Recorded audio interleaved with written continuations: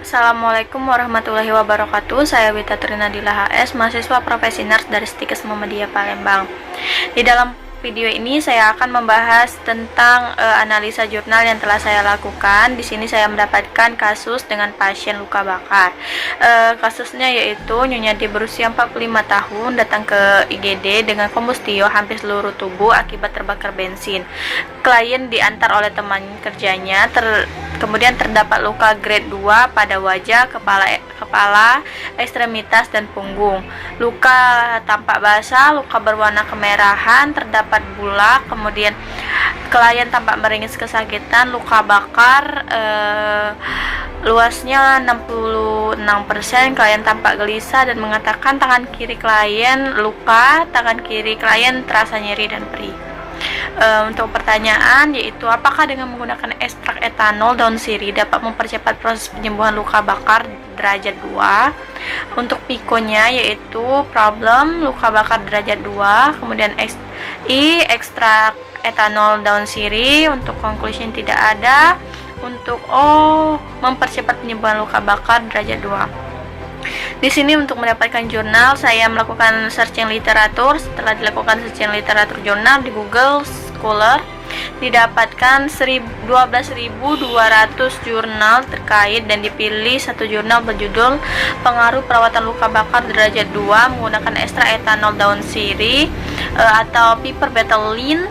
Terdapat peningkatan ketebalan jaringan granula pada tikus putih atau Ratus nephorgychus jantan galur wistar. Dengan analisa jurnal tersebut sesuai dengan kasus dan jurnal tersebut up to date. Untuk VIA yang pertama validity, di sini di dalam jurnal untuk desainnya penelitian ini menggunakan penelitian inter-eksperimen post-test dengan kelompok eksperimen dan kontrol. Untuk populasi dan sampel, di sini sampelnya terdapat 9 ekor tikus putih.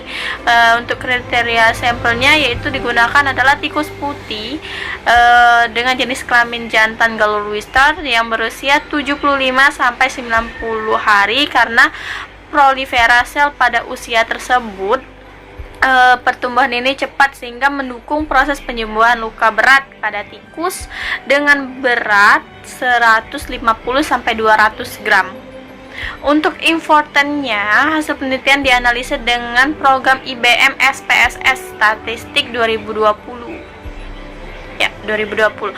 Dengan uji normalitas, data menggunakan uji Kolmogorov-Smirnov, uji homogenitas menggunakan test of homogeneity of variance one way ANOVA dan uji post-hoc Turki HST.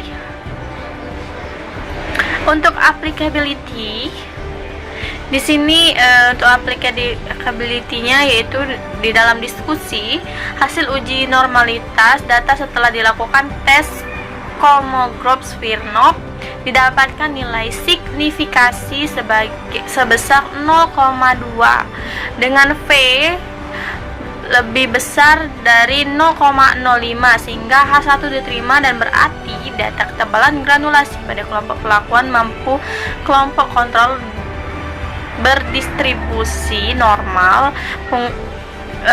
Pengujian dapat dilanjutkan dengan uji homogenitas atau keragaman dan menggunakan test of homogeneity of variance.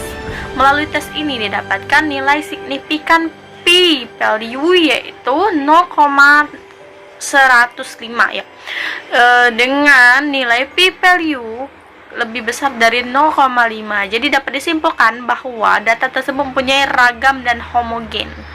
Selanjutnya yaitu pengujian one way ANOVA dengan selang kepercayaan 95% atau taraf kesalahannya adalah 5%. Hasil uji one way ANOVA ini dari ketebalan granulasi pada semua kelompok pelakuan didapatkan nilai signifikasi sebesar 0,04 dengan p-value yaitu lebih kecil dari 0,05. Dengan demikian dapat disimpulkan bahwa penggunaan ekstrak daun sirih atau piperbetulin ini tadi pada perawatan luka bakar derajat 2 mampu meningkatkan ketebalan jaringan granulasi. Hasil uji post hoc test menggunakan uji Turki HSD HSD didapatkan hasil perbedaan yang signifikan antara kedua kelompok perlakuan ekstrak daun sirih konsentrasi 45% dan kelompok kontrol yaitu normal salin menggunakan normal salin 0,9%, sementara untuk ekstrak daun sirih konsentrasi 15%, 30% dan 45% tidak terdapat perbedaan yang signifikan. Di sini untuk diskusinya tujuan dari penelitian ini adalah untuk mengetahui pengaruh perawatan luka bakar derajat 2 menggunakan ekstrak etanol daun sirih atau viverbetalin terdapat ketebalan jaringan granulasi pada tikus putih Ratus novergus jantan Glalur wistar. Pada penelitian ini digunakan 4 kelompok perlakuan dengan 3 perlakuan menggunakan ekstrak daun sirih dan 1 perlakuan menggunakan normal salin 0,9%, sebagian kelompok kontrol. Kemudian untuk kelompok perlakuan dengan ekstrak daun sirih viverbetalin diberikan dengan 3 konsentrasi berbeda yaitu 15%, 30% dan 45%.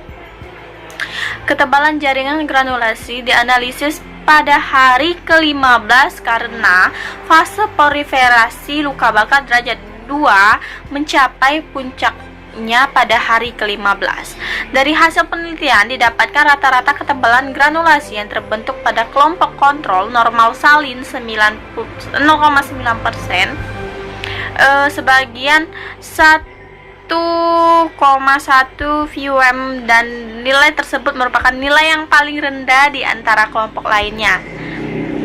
Hal ini dikarenakan normal salin merupakan larutan yang bersifat isotonik sehingga tidak menyebabkan kerusakan terhadap jaringan baru dan tidak mempengaruhi fungsi dari fibrolas dan keratinosit dalam penyembuhan luka.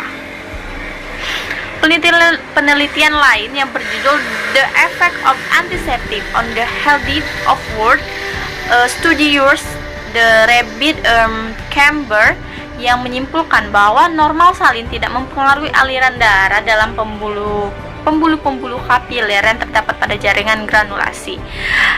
Selain dilakukan uji perbandingan berganda, rata-rata ketebalan jaring granulasi didapatkan hasil kelompok kontrol yaitu normal salin 0,9% dengan p-value 0,037 alpha lebih kecil dari 0,05.